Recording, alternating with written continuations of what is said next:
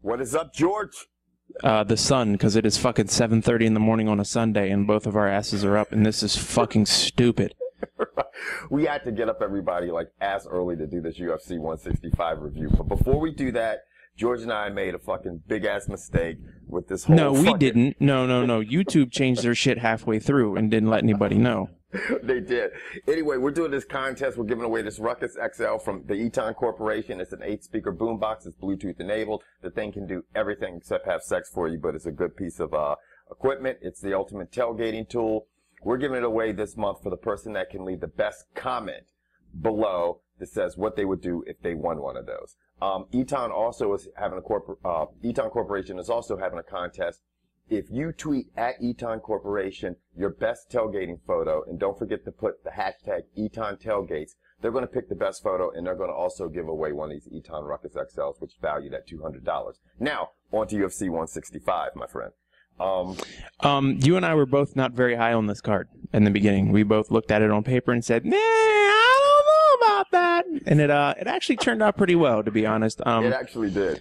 I'm gonna tell you what, the boy Khabib who started the night was fun to watch. He's exciting. He's up and down, in and out, constantly he out Pat Healy. Pat Healy's normally pressing you constantly, and your fucking shit doesn't give you room to breathe. Right. And Pat Healy fought a clone of himself who hits like a ton of bricks. That little dude was fun to watch. Yeah, this guy Khabib, I mean, he's definitely somebody that's up and coming in the lightweight class, man. I mean, it's in that class, it's just it's so stacked with talent right now, but he's like quickly making his way through everybody.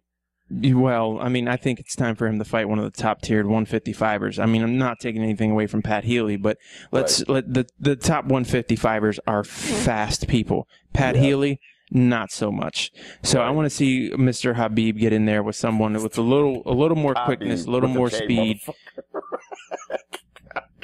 Well, maybe is the K silent? Yeah, the K silent. They were calling that Bama Khabib all night. Oh, I didn't even know that. Anyway, that's funny. But he's this Russian cat is nasty.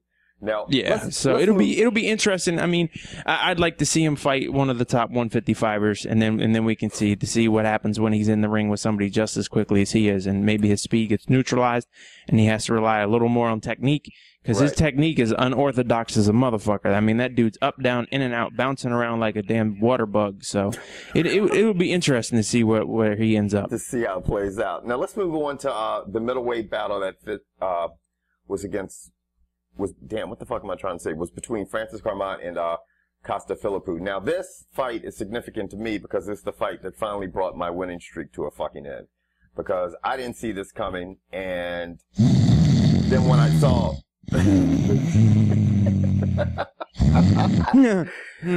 Why George is doing that? Why George is doing that, everybody? Because... that shit was horrible. And I know there's going to be GSP fans and people out there because he was in that guy's corner and that's going to say, oh, it was a good technique. You know what, man? You take somebody down, you let him back up. You take him back down. Now, he dominated the fight. There's no doubt to that. I mean, he had even a 30-26 round, but it's just so uneventful that it can fucking just really fucking put a fucking card in neutral, you know? So I'm gonna let all you monkeys step into the head of George real quick, because here's what was happening. I had to DVR the fight because I was out late last night. So I come in this morning, wake up at 6 o'clock in the morning. I'm watching the fight, and I'm pretty much watching them on fast forward because I already know what happened. I'm like, wow. I mean, I'm thinking to myself, the Canada fans should be thrilled with this because this looks just like GSP. And then they pan at the end, and lo and behold, that little Canadian motherfucker's in his quarter. I was like, well, there you go. I was like, no one in Canada should have booed that. Not one of you cocksuckers should have said shit. You should have been standing on your fucking chairs and clapping like a motherfucker, because that fight was straight GSP, except for the dude was black. Right. I mean, it's, I don't know. Put it this way: for all you GSP fans who hated that fight, go look in the mirror. You got some serious issues. If you like GSP but didn't like that fight, you got problems. Because basically it was a fucking blueprint for the way GSP fights. Now, yeah, it was bad. I don't know I mean, this guy is, obviously, I mean, he beat as I would say, a formidable opponent, but I don't know where this puts him in the middleweight class because, like we said with the fight previously, the classes are so deep, these two classes, the lightweights and middleweights. It's interesting that you call Costa a formidable opponent because Bisping said he's overrated. saying he basically hasn't beaten, he won, he hasn't been tested. So it's interesting. Let's see how Costa rebounds from this, because that's going to be interesting. If he comes back and wins, then maybe he is. But if he loses his next one, maybe he might be a little overrated. Yeah. Bisping might have been on to something. Now let's talk about two fighters that are definitely not overrated, and that's Brendan Schwab versus Matt Mitrione. Yeah, but both of these dudes might be looking for a place to work. That shit, I don't see where they fit in the heavyweight grand scheme of things, especially Mitrione. Mitrione's been underperforming, in my opinion, his whole career in the UFC. And I honestly don't think he's going to be around in the UFC too much longer. The thing is with Matt Mitrione, you just do not know what you're going to get. Sometimes he fights and you're like, okay, this guy's got a lot of fucking talent. And, you know, he puts together punches. He's got great stand-up. And then you get a fight like last night where he just gets taken down right away in the first round, and basically he's asleep. He's choked out by the Aussie choke. And I mean, and at the same time, like you said, George, it's like with Brendan Schwab. I mean, he's another one. He's kind of been hot and cold, you know, and he's been put to sleep one time, you know, by punches, and now neither one of these guys seems like they can string 3 wins in a row, and that's going to kill you in the heavyweight class, you know. Well, I mean, they can be stringing some shit together while they stand together at the unemployment line and trade tweets, because I don't see how they fit in. I don't see the reason to keep them on. I mean, was the fight entertaining? I thought they were going to stand and trade punches because all the shit they were talking on Twitter. And that's the reason I thought this fight was going to be good, and I was looking forward to watching it. And then I watched it, and I was like, oh, Schwab wants nothing to do with this cat. Yeah. And Schwab was smart. He's like, look, yeah, I'm a better all-around fighter than you, but my chin's not as good. So let me get this to the mat where I feel confident. And that's what he did. And he won, and congratulations. It was smart for him. Now, let's move on to the bantamweight bantamweight fight between Renan Barão and Eddie Wynland. And I'm going to tell you what, we said it before this fight. Renan Barão is fucking he's just fucking incredible, man. I'm going to use a word that you use quite often. He's nasty. He's nasty as shit. I mean, he really is. I mean, he can do it every way. He's got a good motor. He fucking knocked Eddie Wynland out with TKO'd him with a spinning back kick followed by punches. And, you know, like George said, if you're Dominic Cruz and you're coming off almost a 2-year layoff because this is not the fucking guy that you want to come back to fight. I mean, and that's why I think that he should be the champion. Renan Barão should be the champion right now, because Dominic Cruz is going to, he's obviously, I mean, if he tries to fight, maybe Dana White will say, okay, they fight immediately. And I just do not see Dominic Cruz. If Dominic Cruz beats Renan Barão, he is a bad motherfucker. To be off that long and to come in and beat this guy, because he's just going through everybody. When you and I talk football, I would always bring up something, that there's a difference between two things: practice speed and game speed. And let me tell you right now, the last thing Dominic Cruz wants to do is go from practice speed to Renan Barão speed. Like, you don't want to walk back into the ring and have that be the first thing. Look no further than RG3. RG3 needed a game or two to get tuned up, to figure out if his knee was working or not. You don't want to do your first regular 2-season games to figure that shit out, because it puts your team in a hole. It's no different than what Dominic Cruz does not want to do this, in my opinion. Maybe he will, because he'll get a fat paycheck and he's contractually obligated, but if he does, like you said, if he steps in there and fights Renan Barão and beats Renan Barão off a 2-year layoff, Dominic Cruz is the baddest motherfucker on the planet. And you know what? And it could go this way if they fight. I mean, Dominic Cruz could fight him, and it could be a really good fight, and Dominic Cruz could end up being on the short end of the stick, and people would justifiably say he's been off 2 years, let him have a rematch. That could happen as well. But I just think right now, that's why I think Renan Barão should have the belt, and I think Dominic Cruz, when he came out of being, you know, this injury, he should have been the first person to get the shot, obviously, at him. Now, or let him get a tune-up fight and then get a title fight, because again, even I just even better. Yeah, I would hate to fight Renan Barão, period, but I'd hate to fight him off a 2-year layoff because let's face it, and I know these guys practice hard because they're constantly getting dinged and banged up, but Renan Barão is just, he's nasty. He's really, I think he's gonna beat Dominic Cruz, and I don't see anyone beating Barão for a while. Yeah, I mean, he's just not, I don't even think he's getting tested. That's what's crazy. Now moving on to somebody that hadn't really got tested was Jon Jones, light heavyweight champion of the world, and he was fighting. Go ahead. And to go with your school theme right there, he got tested last night, and you know what? In my opinion, he passed the test. Like I told Kevin before we shot this, depending on how you went into this fight, i.e., were you a Jones fan, or you a Gustafsson fan, or you a fight fan? Right. If you're a fight fan, I think you saw this Jones way. If you're a Jones fan, yeah, you saw it Jones way, and if you're a Gustafsson fan, you saw it Gustafsson's way. Right. I watched the fight in the entirety. I had Gustafsson legitimately winning round 1. That was it. I'm not saying he didn't fight hard. I'm not saying he wasn't really good. I just, me personally watching the fight, I don't think he did enough to beat the champ. If you go back and watch, Gustafsson is constantly throwing his strikes and landing them, but then immediately backpedaling. And there's something on the card, I think it's ring control and aggression. Gustafsson had neither. So in those 2 categories, he never should have got a 10.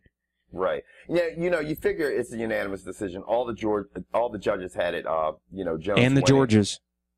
And the Georges and the judges had him winning, 148-40, 248-47 and 149-46. What was interesting is I saw a guy, and he was basically, calling it round for round. And at the end of his card, he had it 49-46 Jones. And he said, however, he goes, I'd be fine with 49-46 Gustafsson.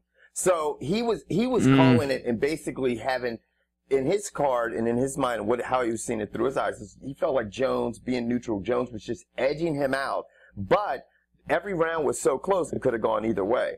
And, it's funny. I told George before we turned on the cameras, I'm like, you know what?